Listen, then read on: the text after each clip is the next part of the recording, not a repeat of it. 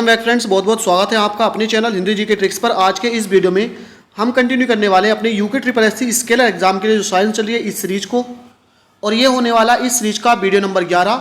यानी इससे पहले के वीडियोस अगर आपने नहीं देखे हैं तो डिस्क्रिप्शन में आपको लिंक मिलेगा, क्लिक करके देख सकते हैं, जहां पर हम पूरे 10 के 10 वीडियोस अपलोड कर चुके हैं। तो चलिए करते हैं शुरू। आज के वीडियो में हम क्या क्या डिस्कस करने वाले हैं।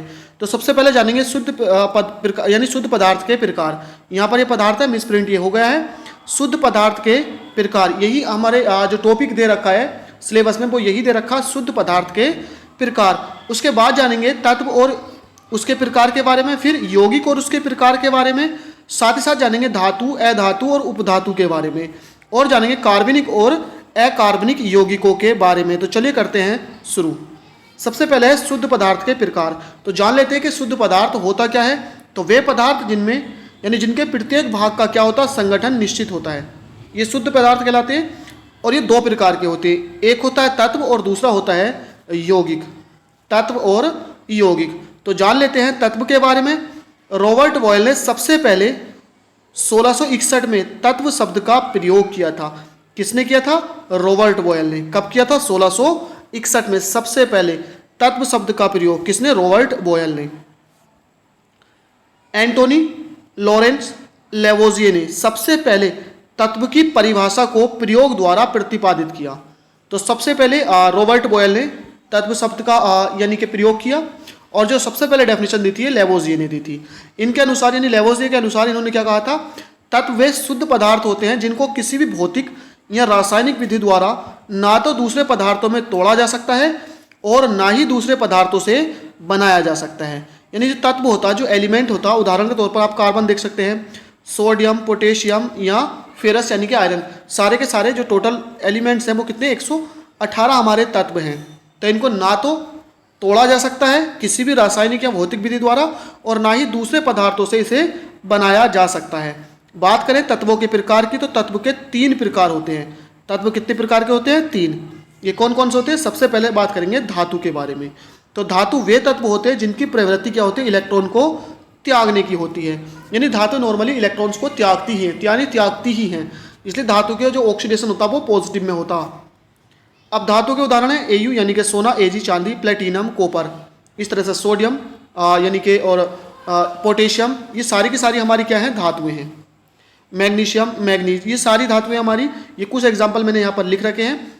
इनके गुणों के बारे में पूछा जा सकता है एग्जाम में। तो धातु कैसी होती है? चमकीली होती हैं। ये चांदी की तरह सफ़ेद कह सकते हैं, या सोने की तरह पीली होती हैं। ये ताप तथा विद्युत की सुचालक होती हैं, यानी ताप की भी सुचालक और विद्युत की भी। ये तन्य तथा आघात वर्धनीय होती हैं। देखिए तन्य का मतलब होता है इनको तार के रूप में खींचा जा सकता है। उदाहरण के तौर पर आपने सोने को देखा होगा, सबसे ज़्यादा तन्य होता है। आघात वर्धनीय का मतलब चोट मारने पर ये फैलते हैं, चादरों के रूप में फैल जाते हैं। सारी धातुओं की चादरें बनी होती हैं। तो तन्य और आघात वर्धनीय होते हैं। ये प्रतिध्वनिपूर्ण होते हैं, यानी कि अगर हम इन पर इनके पास जाके बोलें तो वापसी आवाज़ आती है, प्रतिध्वनि होती है, यानी इसको आवाज़ गूंजना कहते हैं। नेक्स्ट है अधातु। अधातु वे तत्व होते हैं जिनकी प्रवृत्ति इलेक्ट्रॉन को ग्रहण करने की होती है।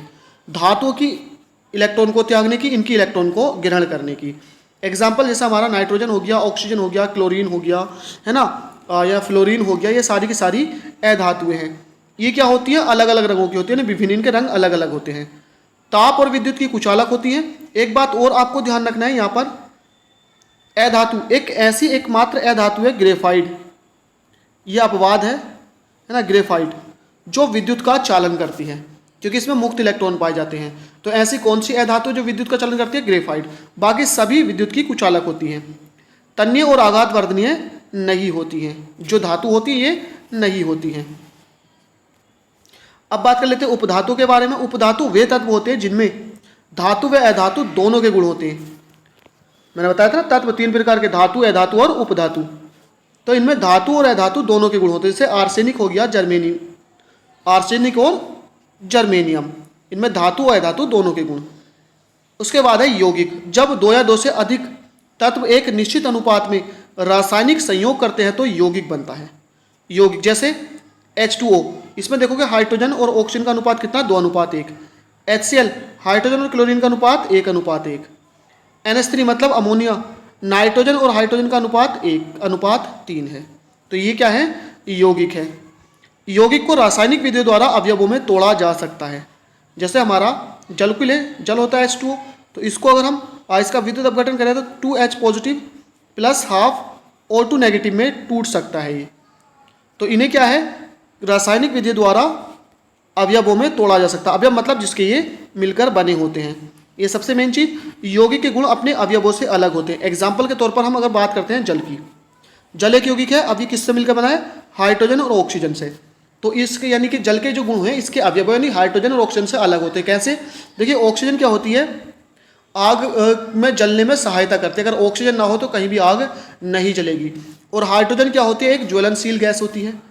तो दोनों का काम इनडायरेक्टली अगर हम माने तो जलाना ही होता है। लेकिन पानी जब ये दोनों एक साथ मिल जाते हैं तो पानी बनता है, और पानी का क्या काम होता है, आग को बुझा देता है। तो इसलिए यौगिकों के जो गुण होते हैं वो अवयवों से अलग होते हैं।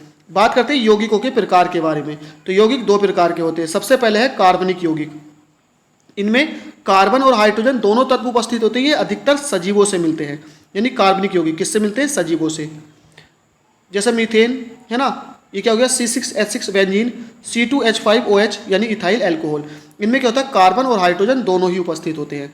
बात करें अकार्बनिक यौगिक की, तो इनमें कार्बन और हाइड्रोजन दोनों तत्व एक साथ नहीं होते। ये अधिकतर मैक्सिमम कहाँ से मिलते हैं, निर्जीवों से प्राप्त होते हैं, जैसे जल और अमोनिया। इसी तरह के जिनमें कार्बन और हाइड्रोजन एक साथ नहीं, वो यानी क्या अकार्बनिक, और जिनमें कार्बन हाइड्रोजन एक साथ होते हैं वो कार्बनिक होते हैं। तो फ्रेंड्स आज के इस वीडियो में इतना ही। आई होप वीडियो पसंद आए हो, लाइक शेयर करना ना भूलें।